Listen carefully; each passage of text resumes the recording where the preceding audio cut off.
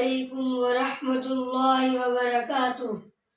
نحمده ونصلی علی رسولہ الاکرم، اما بعد، اعوذ باللہ من الشیطان الرجیم، بسم اللہ الرحمن الرحیم۔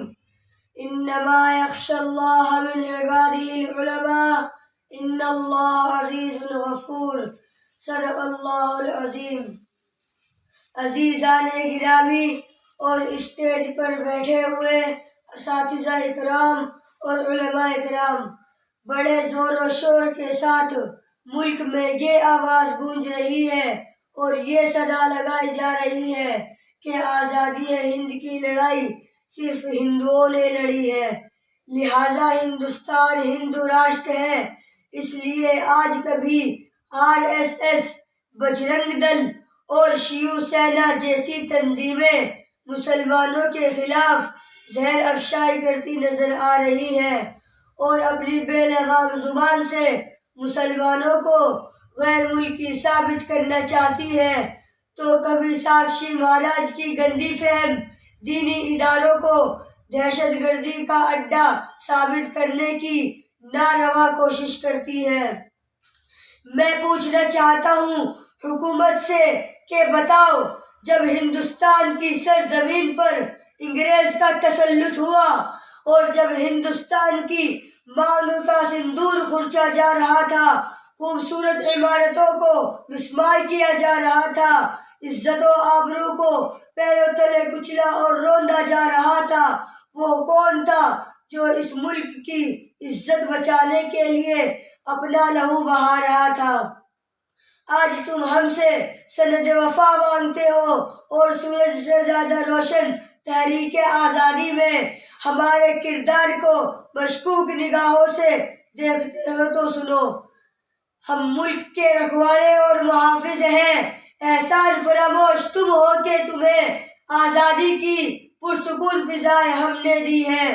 آؤ دیکھو اپنے ماضی کو، جب تم انگریز کے چنگل میں جگڑے ہوئے تھے، سانس لینے کی تم کو مہلت نہ تھی، تو اس وقت اس ملک کی گود میں پرورش پانے والا کوئی مائی کا لال اتنی جرأت نہیں کر سکتا تھا جو انگریز کی حکومت کو للکارے اور دنیا کی سپر پاور طاقت کا مقابلہ کرنے کے لیے آواز اٹھا سکے۔ دیکھو ہماری بے باکی کو سب سے پہلے جس نے آواز اٹھائی تھی وہ شیر دل انسان، خدا ترس انسانیت کا مسیحا، شاہ ولی اللہ کا فرزند محدث دہلوی، شاہ عبدالعزیز دہلوی تھا۔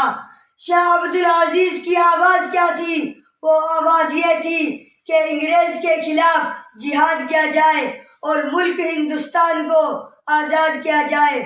شاہ عبدالعزیز کا یہ فتویٰ انگریز کے لیے ایک خطرناک پیغام تھا جس نے انگریز کو بے چین کر دیا تھا۔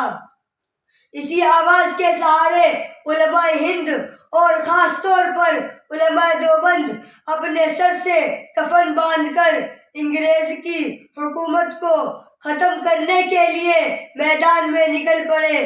پھر تاریخ نے دیکھا کہ علماء کو توپ کے منہ پر باندھ کر گولہ داغ دیا جاتا۔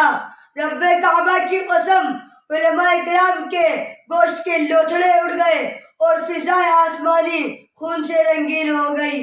یہ بھی ہوا کہ علماء کے جسموں کو تانبے سے داغا گیا، علماء کو سوروں کی کھالوں میں بند کر کے جلتے ہوئے تندوروں میں ڈالا گیا۔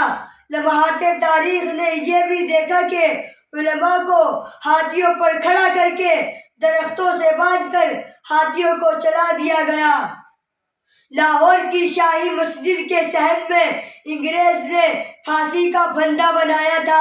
ایک ایک دن میں 80 علماء کو پھانسی دی جاتی تھی، اور یہ بھی ہوا کہ علماء کو بوریوں میں بند کر کے دریا میں ڈال دیا جاتا اور اوپر سے گولیوں کا نشانہ بنایا جاتا۔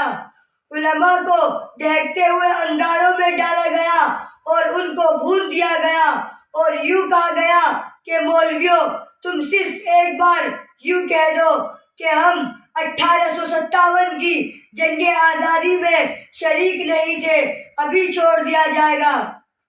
لیکن رب کعبہ کی قسم سارے علماء آگ میں پک گئے، لیکن ایک نے بھی انگریز کے سامنے گردن نہیں جھکائی۔ عزیزان ملت، اتنی شدید قربانیوں کے بعد ہندوستان آزاد ہوا۔ اگر یوں کہو کہ علماء کے خون سے سرزمین ہند کو دھویا گیا تو مبالغہ نہیں ہوگا۔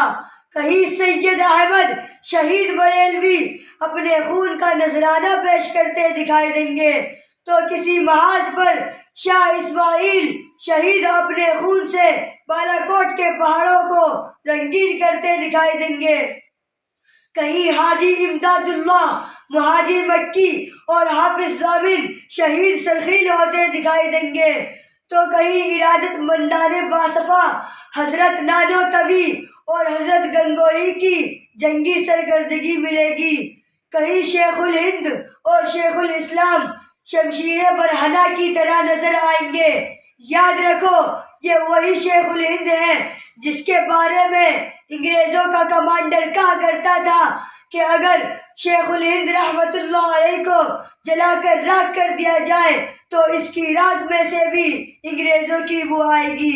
یہ وہی شیخ الہند ہیں جنہوں نے انگریز کے خلاف ایک عالمگیر تحریک چلائی تھی کہ عقل انسانی حیران و ششدر رہ گئی، جسے تاریخ میں تحریک ریشمی رومال کے نام سے جانا جاتا ہے۔